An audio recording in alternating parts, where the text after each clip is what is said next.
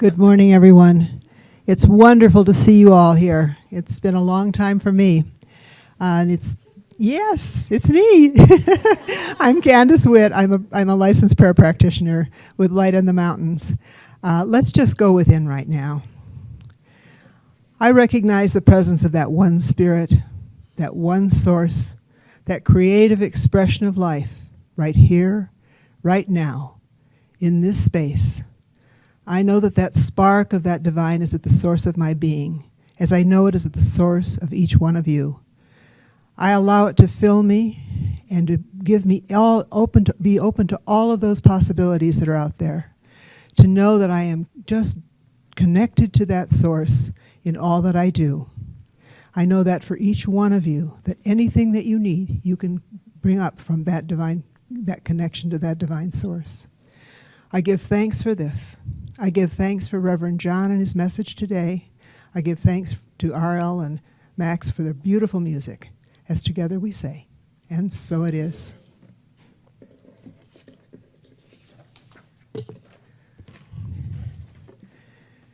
The Christian observance of Lent began last Wednesday.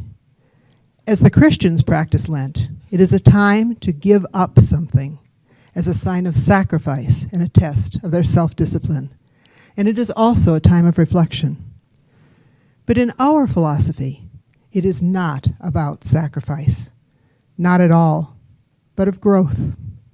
This time of reflection brings us to a realization that great change and transformation are able to take place, a time for us to grow. It is a time to take an inner inventory. I think we sometimes go through life unconsciously, just allowing things to happen. I know I do. But I know I can do it differently. I can do things with intention, directing my life. I can take this time of reflection to see what is working in my life and what isn't. In order to do this, I have to contact my deeper self, that self which is connected to universal source, that self which is connected to my heart. This source is what ancient seers meant when they said, I am that. You are that. All this is that. And that's all there is. This source is what physicists refer to as the quantum soup, the energy that we are made up of, and the energy that connects us to and surrounds all things. When I allow myself to contact this source, which is at the core of my being, this creative power, through meditation or contemplation, or a walk in nature, this is where I can reflect and be in close communion with that part of me that I think of as the spark of the divine. I am able to harness this creative power and to create intentions that will transform my life in positive ways and to release what no longer serves me. I am always in the present moment, in this time of reflection, allowing myself to be open to what possibilities are out there. I know that the present moment is all I have, and therefore the future is created from this present moment. I am able to reflect in my heart what things I continue to do out of habit, which are not in my best interest, and release them to allow space for something new. I have time to sort out what my real beliefs at the center of my being are, and belief is the key. Without belief, I am just mouthing words. I know that as I listen, truly listen, to what I hear from that deeper source, I'm able to set that perfect intention or intentions that will bring me to that place of great change and transformation. And I am truly, truly grateful. Thank you. Let's just go ahead and read the affirmation. It's in the center of your program, in red, on the bottom of the first page. Let's read it together. From the love of pure, nope, that's the wrong one. What did I do with it? Sorry.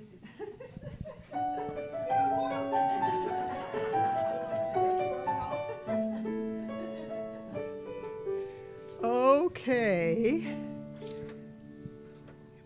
Where is this affirmation now? Affirmation for February. There we go. Let's read it together. My thought is creative.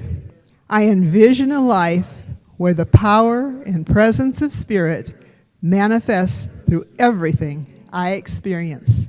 Thank you. That song that I played was well known as the I'm Finding the Affirmation music. Good morning, everyone. Thought of the day. Things have been noisy for me around things that I know are noisy for others. I'm aware that there is a lot of noise in the world right now. And for some people, that noise is really loud. And I've been, for myself, wondering how I can be supportive, be a resource for folks who are finding extra noise in their world without having their noise become my noise, making my world noisier and making me less able to be supportive of someone else's noise. And now that I've said that, I can once again confess, I don't think I'm really great at it yet, but I'm aware that I can hold things in my hands sometimes for a moment without letting them sit on my plate and carrying them with me. They're with me for that moment, for that encounter, for that conversation. And if I'm going to be willing to take on those noises of the moment, if I'm going to be willing to sit with others to try to find clarity, well, then I have to also acknowledge that in this world of noise, there's also some pretty great sound going on that is not noisy at all. Example, I worked with a student for a few years with the music festival. He was part of our advanced chamber program, an exciting young cellist who, at the end of his high school time, just as he was starting to work with us, had just come out to his family as gay and was kicked out of his home. Not an easy part of his path. That was noisy. But he navigated it, navigated with friends, with other family members, used his music as a tool, went off to college, was accepted at a college in Texas, was studying, grappling between did he want to study music as a career, or he's one of those really smart, like IT-ish, engineering-y people, so people were like courting him to do great work there. Follow his heart or follow his brain. So that was noisy. As all that's going on, this thing called COVID came along, and his college shut down their campus. So no dorm. Can't go home. Had to figure out how to rent an apartment with no real job. He's a really great kid. He found an apartment, had a place to live. He navigated it all. Fast forward, he's graduating at the end of this year, and I got a text from him this week. I've been in touch with him all along the way, as have several of our folks in our program. Samir, who's been our associate conductor, was a great mentor for him along the way. And this is what the email was about. He's been invited to be a part of the very first International Pride Orchestra. Yes! So this young man who has had part of who he is create noise in his life, who he is just created some real beauty in his life. And as he wrote to me, he said, R.L., I'm about to graduate. I have no job offer for after I graduate. I have no idea what postgraduate world looks like. But for today, I'm really happy. And so if I'm going to acknowledge noise in the world, then I must acknowledge that there's some really great things going on. People like this young man can have something dynamic come along for him. By the way, he's graduating with a degree in music and not a degree in engineering. Fingers are crossed. The noise is okay. There's always been noise, right? It's different now. We hear about it more because we have more ways of sharing it. But the together part of this, the when can I hold things for just a moment, sticks with me.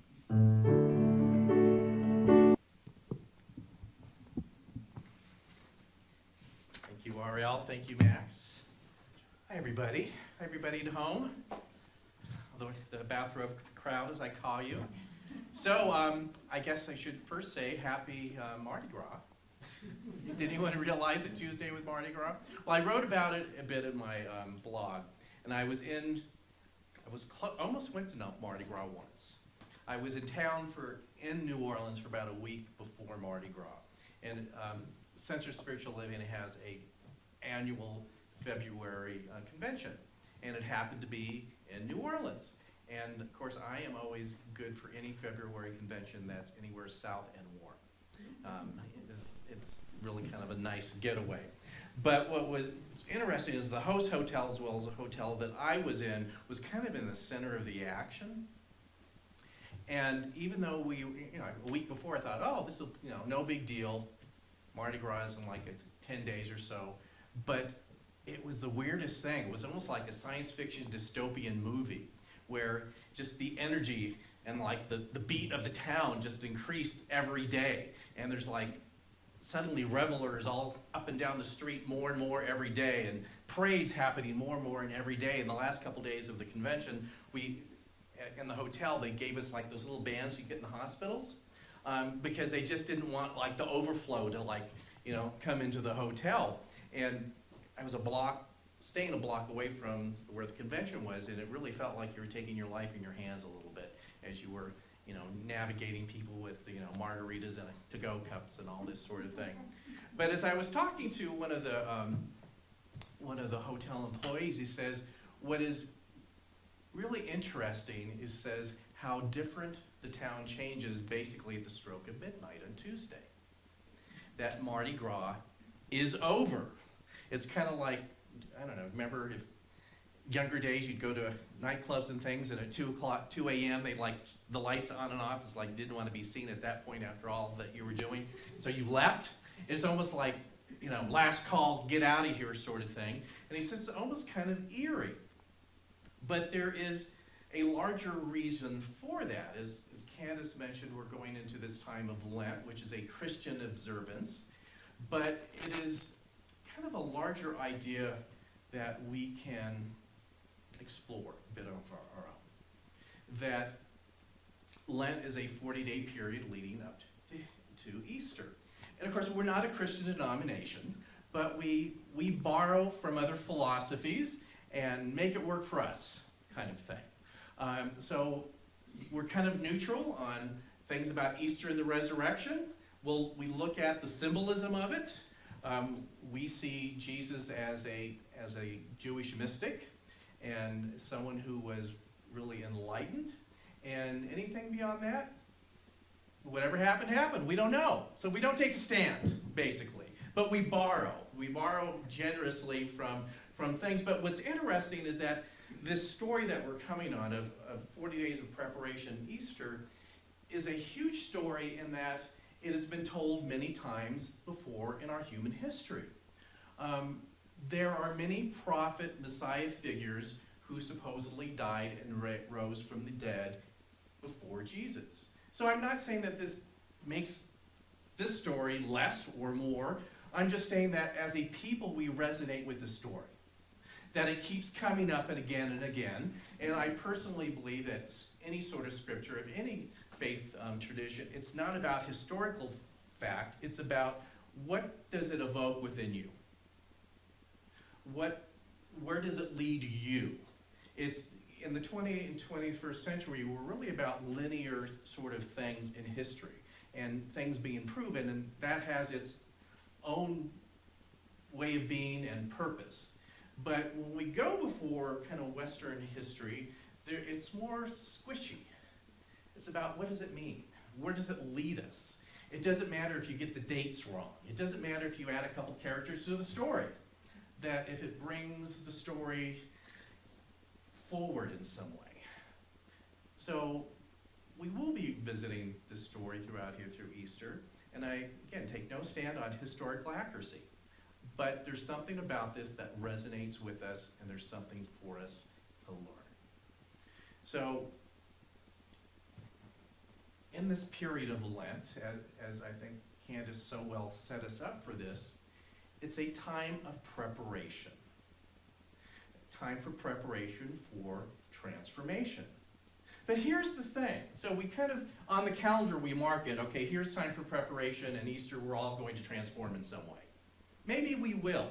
But actually, Lent is an idea that happens in our lives unannounced at different points in our lives. So there is the consciousness of a Lent, meaning it is a time of going within, leading up to a great transformation where you have to take a few steps back. So we all have what I call Lenten times of our lives. I mean, just kind of think of it, that maybe, we had deaths in our family, or you had some other type of loss, or you had a big gain in your family where you had to step back and say, well, what does this mean, kind of thing. So it's a point and period of time, whether it's 4 days, 40 days, or 40 months, where you just have to take a breath, take a step back, and ask yourself, what does this mean? And it usually is not a quick Q&A kind of thing. Oh, I asked this question, this is what it means. It's usually something that's very deep and multifaceted. And as I've said many times, there was a 2-year period for me before coming here after graduating from the School of Ministry that was really my significant Lenten time in my life, 2 years. And of course, 2 years, that's a long time. I mean, I'd really rather have been on the 40-day program.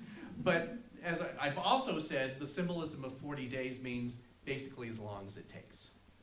So don't set your clocks, don't set your alarms. If you are in one of those periods, it's going to take however long that it takes. And when you're in that, it can seem like, well, am I ever going to get out of here? At least in this Lent that we have the holiday of an observance of Easter, it's like, well, we can set the clock. We all know that on Easter Sunday in some way we're all going to show up and say, Easter's here, it happened. Like it always happens, we put it on the calendar and it happens. And it's not that straightforward when you're actually going through that process. So even if you are now seem to be in a Lenten time in your life, whether it's a big one or I think there's small ones, medium ones, and large ones. We all have a couple large ones in our life, but we all go through these bump on the road, little Lenten bumps on the road, so to speak. So wherever you are, it may or may not coincide with what's on the calendar now, but it still is a good time for us to, it's time for a tune-up. I'll look at it that way, regardless of where you are. If you're big things, little things, you feel like you're coasting, it's always good to go for a little tune-up. To just, take it on a little bit. It's just like, if you notice, like after we go through the holidays and New Year's, it's like, I think we've had enough with excess a little bit. Not that you have to do big New Year's resolutions or all that. Just like years ago when I worked in salons cutting people hair, it was amazing how many boxes of candy during Christmas showed up at the salons. That there were candy stations like every 10 feet. And it was really a relief, like on January 2nd, when we just threw that all out. And it wasn't like we were on diets or we had to deny ourselves. It was like, I've really had enough See's candy. I never thought I would say that in my life. But I've actually had enough.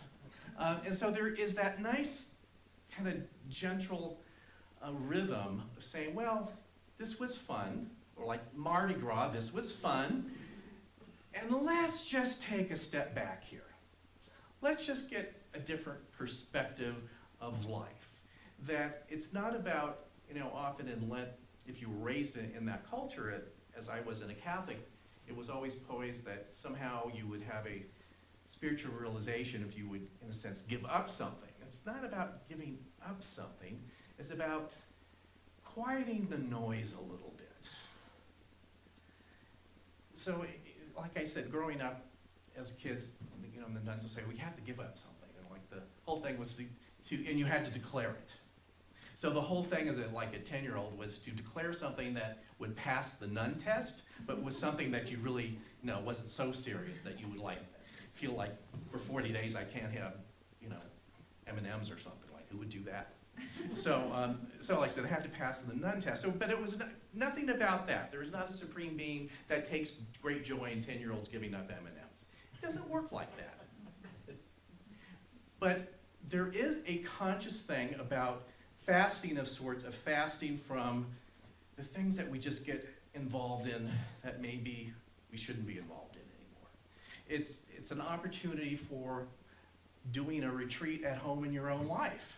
Just saying, again, let's just dial it down a little bit and maybe listen a little bit more and kind of get on this train of Lent that's happening, and again, for a tune-up. Just think of it as a tune-up. Where do you want to go with this in yourself? It's a tune-up. So as we look at the tune-up, it's great to borrow from some of the things that are in the Christian tradition here. And so the way that I was thinking of doing it this year is let's start at the end of the story and bring some things there and bring it to the beginning. And spoiler alert, we all know about the resurrection and all that sort of thing, so we all kind of know the story, but there's deeper things that happen here. And again, you don't have to identify as Christian to really look at these larger themes. So there's two things that happen at the end of the story in Easter. So let's go 40 days ahead. Kids are chomping at the bit to go on the Easter egg hunt here, meaning that the snow will have melted. So we're like, we're going, we're going to do it. But there's a couple things from the religious aspect, from the New Testament, that we can draw from that I've really looked at a different way this year. It's funny how different things pop up for me. So again, we're taking some things from the end of the story, and we're going to put them at the beginning of the story as a challenge of how we can navigate this tune-up for 40 days. So towards the end of the story, this is a review, especially for some of you that didn't have any religious upbringing at all. So it's just kind of fill you in what happens. So maybe this is news to you, the whole how it happens and Easter and all that. But there is a point on Thursday of the last week of Jesus' life that he gets arrested and he gets taken off and he's brutally murdered on the cross. And then, of course, Easter, the big moment where he rises. But there's this moment that he's waiting to be arrested in the garden. And he's alone with his thoughts. And everyone else apparently in the story has fallen asleep. It's like, I'm the only one here that's awake here. And there's a line he says there that has a lot of meaning for us for these 40 days. And the line basically is he's praying to God, the universe, whatever, and says, basically, do I really have to do this? Like, I'm just checking in with you. This is not going to be a good weekend, basically. have not been looking forward to it. Is there a chance that it could turn out differently? And if you've ever come across something that's a big thing in your life that you're not looking forward to, you've probably said something similar. Do I really have to do this? The way that I translate this for us is also, as we are doing some inner inspection here and reflection and looking at all the different aspects of our lives, what we're doing, what we hope to do, what is in our past, to ask ourselves now in this tune-up, is this mine to do now? Take some inventory. I mean, we have so many things going on in our own lives, don't we? So many things. So many things that, that's a good question. Maybe something that I've been obligated in doing for literally years. But a part of me has said, well, maybe it's time for me not to do that. So a question is this still mine to do? I think that's a really important question. We often get stuck in things that has had its time in our lives and it's been appropriate, and it's time just to let it go. You also might be thinking about inviting something different into your life. And maybe someone even made a case for it, like, gee, wouldn't it be great if you did this? So it's a lot of times it's when you're in leadership and someone says, wouldn't it be great if we did that? And usually it means, wouldn't it be great if you did that? Haven't you had that a lot? It's just like, well, no, kind of, my plate's full. But you've had this invitation, even within yourself or for someone else, and maybe it does sound great and wonderful, and the world would be a better place if this thing happened. But you have to ask yourself, is this mine to do? Does it have my name on it? And if it does, to what degree does it have my name on it? Another big, serious, important question to ask ourselves as we are taking inventory. Am I doing something because I feel obligated? Am I doing something because I feel there would be people who were disappointed if I didn't do it anymore? Or if I didn't step up to do something new? Would there be too many people that are disappointed? That all goes through our mind. We all can show up to do something that in our heart of hearts, we know that it isn't really something we should do now. Maybe next year. And I'm not saying to use this as a way to escape from something you should be doing. But to really take a firm stand in these 40 days of inventory, what's going on in my life? And this is so timely for now. I mean, these last few years, I think it's been about inventory, hasn't it? As so many things in the world has changed and fallen apart, and as I've said, it seems like the world has as a whole has lost its mind on some days. And so it's a good time for us to take inventory as even a people. What should we be doing? We talk about this a lot with Light of the Mountains as we kind of came out of lockdown. What is it we should be doing? It's so easy to just do what you've done before in the same way that you did it before, just because you did. So to ask that question. And it's interesting, and I think we just put on ourselves so much personal guilt about it. It's like, well, God, if I didn't show up for this thing, what would happen? What would my family do? Where would they go? Who would cook the turkey? Or, whatever it is. Let me let you in on a little bit secret that I found out, and I've confided in this in R.L. before. So we've had this thing that maybe at Light of the Mountains we've done for several years. And it just feels like it's time to not do it anymore. And we don't announce that we're not going to do it, we just don't do it. And I've even said with R.L. to see if anyone's going to notice. And nobody notices. Maybe like 10 months later, 7 months, didn't we used to have an auction or something? Yeah, we used to. And it's so interesting when you start to feel like it's time to let something go and you think that, well, the world's going to fall apart. Everyone's depending on me because I'm a significant portion of this thing that happens. And if you just don't do it, just notice how nobody notices because everyone kind of senses that its time has passed.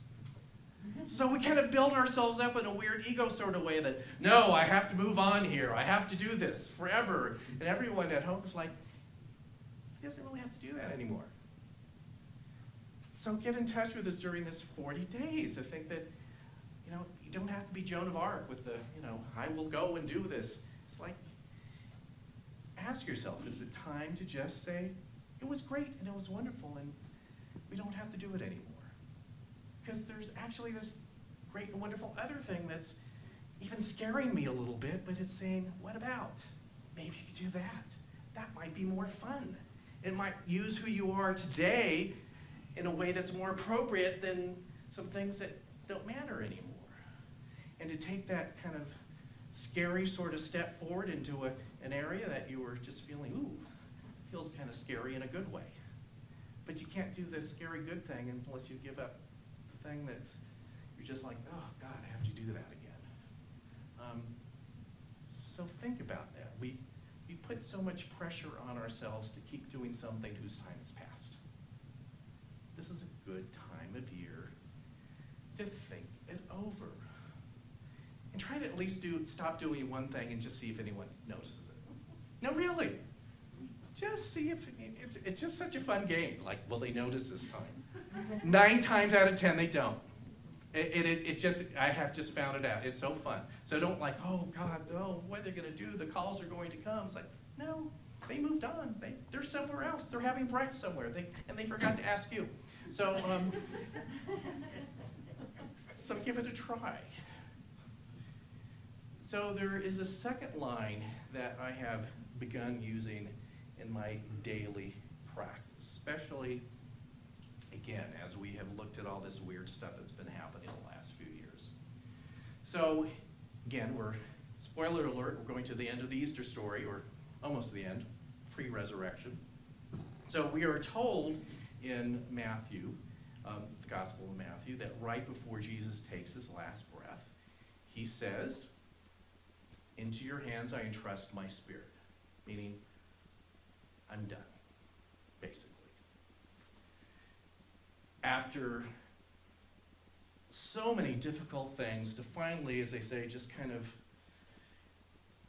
hand it over and go into trust. That's a difficult thing to do. So in our philosophy, we teach a lot about co-creating your life through prayer, meaning prayer is not so much as putting in your requisition order to somebody up there.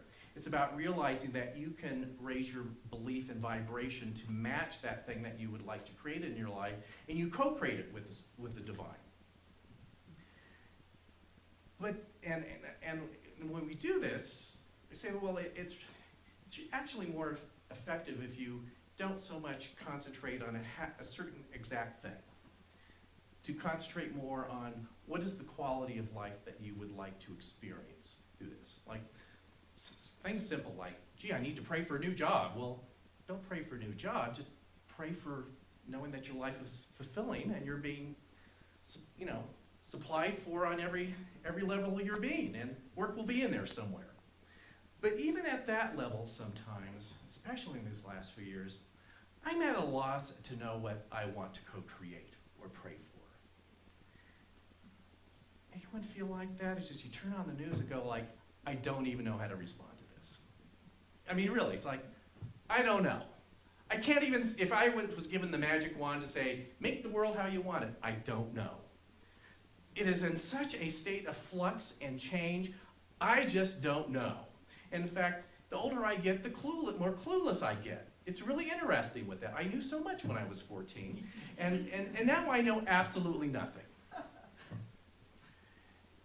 So part of my prayer practice, especially right before I go to sleep, basically, is I say, into your hands I entrust my spirit, meaning I don't know.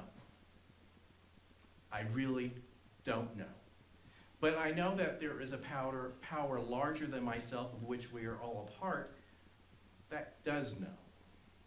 That I don't have to work my intellectual mind overtime to figure out the step-by-step spreadsheet things that need to happen in my life or the life of the world.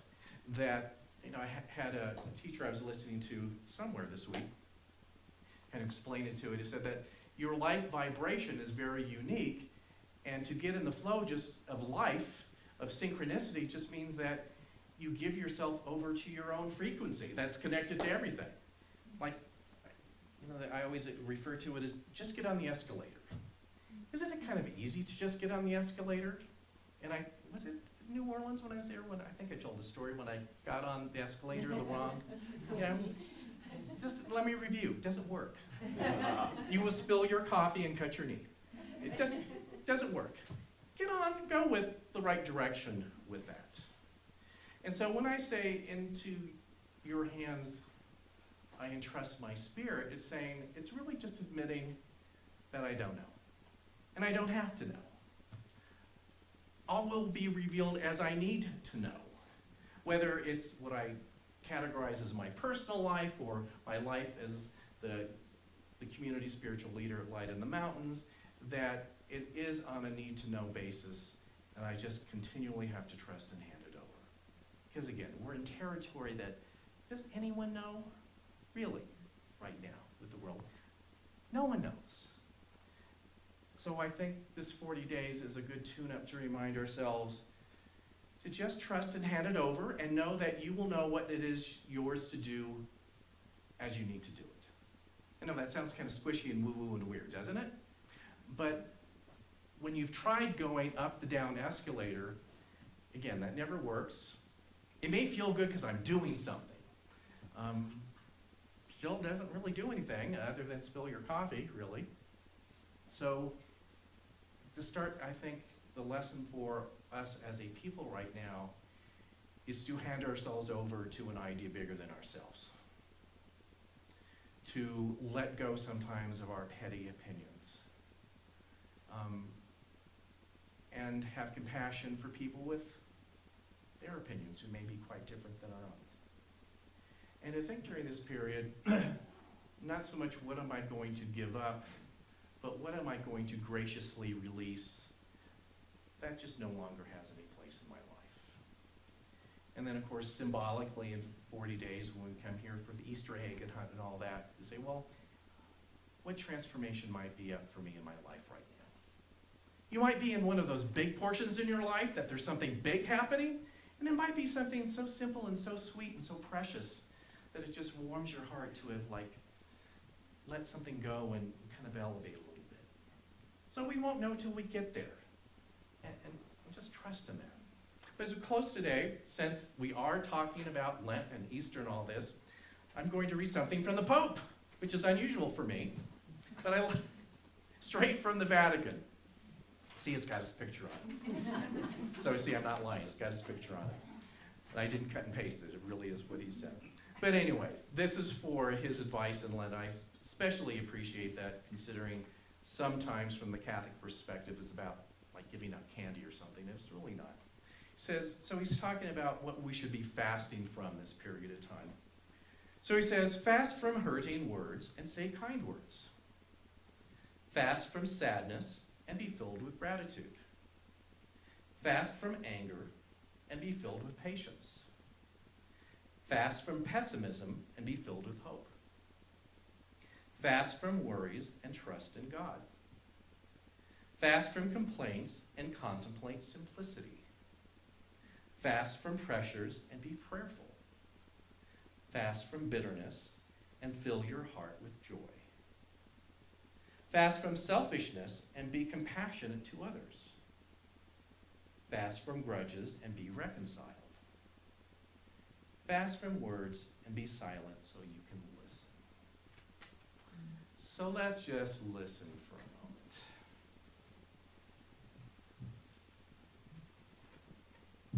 And as we listen, just let's align ourselves with that vibration of the knowingness of just letting it all go. Without any conditions. Like, well, I can let this go, but not that. Just, it's all on the table. All attachments, all beliefs, all opinions.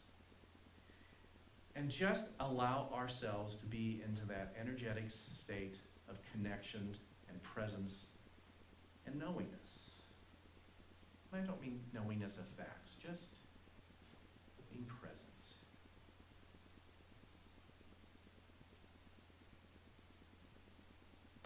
And in this moment, let's, as they say, sign up on the sign-up sheet of 40 days of introspection and just letting it go. Let's take great joy when we let things go and people don't even notice. How fun. Let us take great joy when we let go, but something within ourselves vibrates and shakes to such magnitude that we are amazed at how our life transforms.